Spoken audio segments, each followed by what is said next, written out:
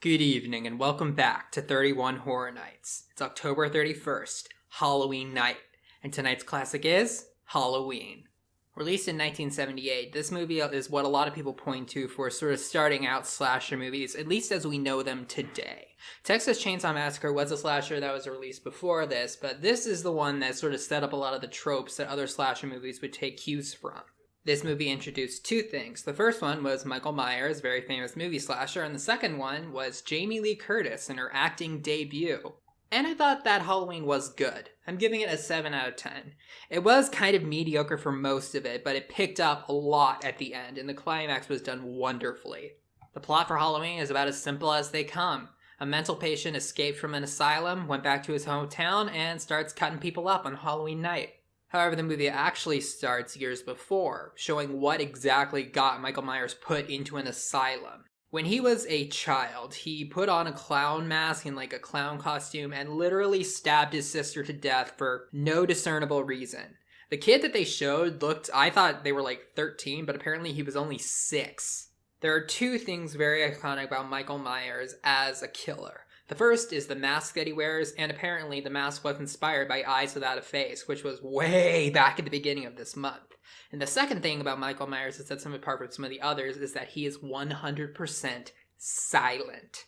You never hear him say a single word at any point in the entire movie. He gets stabbed in the neck at one point, and not a single peep comes out of him. One of the things that they did in this movie that I really wish they hadn't have done is that whenever Michael Myers appears on screen, he's been hiding and then he pops out a little bit, there's a little music sting. I really wish that hadn't have been the case.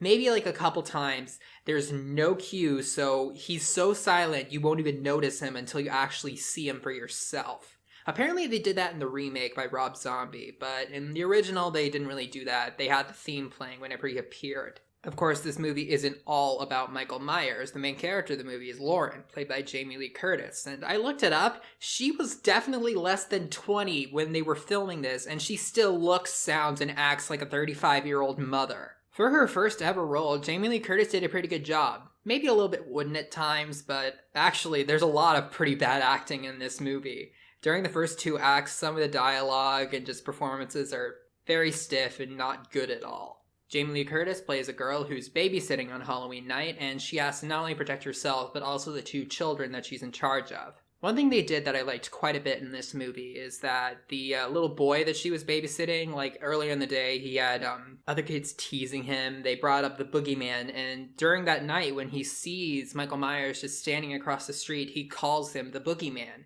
and Lauren eventually calls him that too. They established that Michael Myers pretty much has absolutely no feelings or sense of right and wrong. So adding that to the jarring appearance with the mask and his ruthlessness really makes him a lot more monstrous than a lot of other horror movie killers can get. Probably about as much as Leatherface or Freddy Krueger, and in both of those cases they went very far to make the character look like a monster. The name of the game for Halloween is simplicity, and this is simplicity done pretty well. For most of the movie, 2/3, it was meh to okay.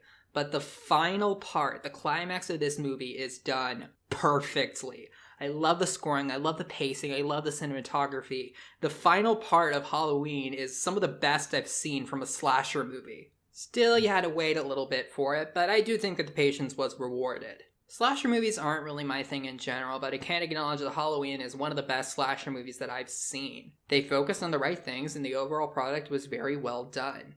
I thought it was good. And for anybody who doesn't want to see the spoiler section, happy Halloween. And for those that are fine with it, let's start with the spoilers. Now, funny, it's sort of like last year's Halloween movie, Trick or Treat, the character in that movie, Sam. Same with Michael Myers here. I never expected his mask to actually come off.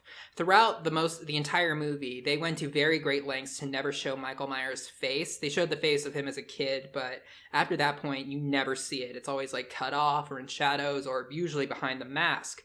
But at the very end of the movie, it does come off quite briefly, and you do see this person's face. And it's not scary or gory at all. It's just a normal person. But then the mask comes back on, and suddenly he's a monster again.